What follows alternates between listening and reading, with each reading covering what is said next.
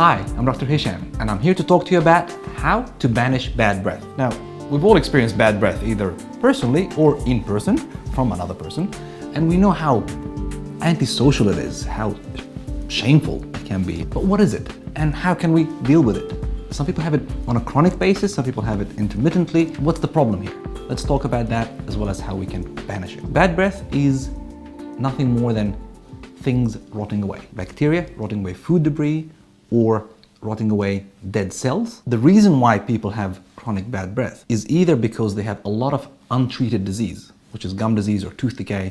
Basically, if you've got a hole in your tooth, the tooth is decaying, it's rotting because of the bacteria and the acids. That can't smell good. Gum disease, bacteria growing around and underneath your gum line and rotting away things there, of course can't smell good. And it doesn't, I can tell you, it's a horrible smell. And of course, just the presence of food debris in between your teeth, even if you don't have gum disease, or food debris on your tongue or something like that, rotting away, smelling bad. Same story, different scenario. The first thing is to check, make sure that you don't have any of these diseases in any severity. And if you do, you have to have them treated. You can't prevent something while you have an active disease process going on. So you've got to treat that first. So find a good dentist, a good dental professional who will help you treat these problems. However, treating these problems does not prevent them from happening again either. Where does rotting food come from? Well, it's the food that we eat. So if the food stays there, it's gonna rot. What's my job? To remove that rotting food before it becomes stale and stinky. First thing is how to clean our teeth better.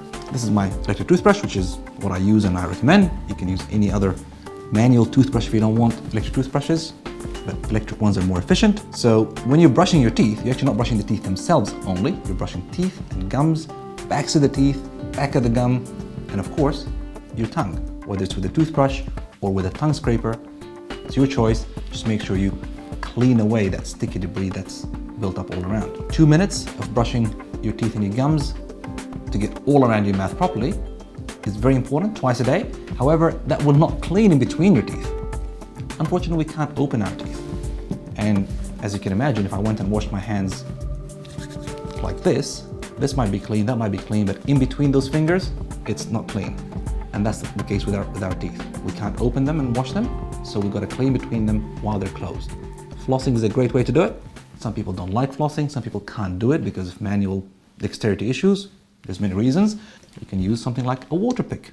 Again, that's what I like to use. So you put that in between your teeth and you turn it on and it blasts away all that sticky, slimy, rotting food. We call it plaque, but what it is, it's sticky, slimy, rotting food. Don't leave it there. It stinks and causes disease.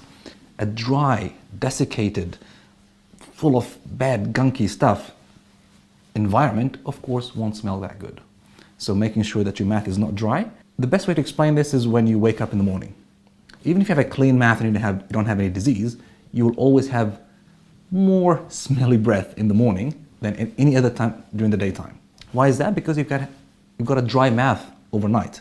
Once you start to clean your mouth, you start drinking, you start eating, saliva starts flowing, things start to get better. If you have a dry mouth all day long because you're heavily medicated, you're heavily stressed, chronically stressed, heavy drinking, alcohol, lots of caffeine, or simply just not enough water, then of course you'll have a much worse smelling mouth all day long because you're growing many more of those bad bacteria and the food is staying there and it's not slipping away and all these things.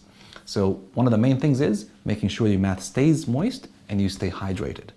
And the last thing you want to think about when you're dealing with bad breath is volatile sulfur compounds. Sulfur is what makes rotting eggs smell and garlic smell. The presence of sulfur is not a good or bad thing because actually it has its benefits in the human body. However, too much of it is smelly. So there are certain products and ingredients that directly deal with that. We have some of these main ingredients in the mouth rinse, in the Ozospa mouth rinse, the sodium chloride and the zinc. They actually bind to that, what we call volatile sulfur compounds that are produced by bacteria or anything else that you eat and inactivate that.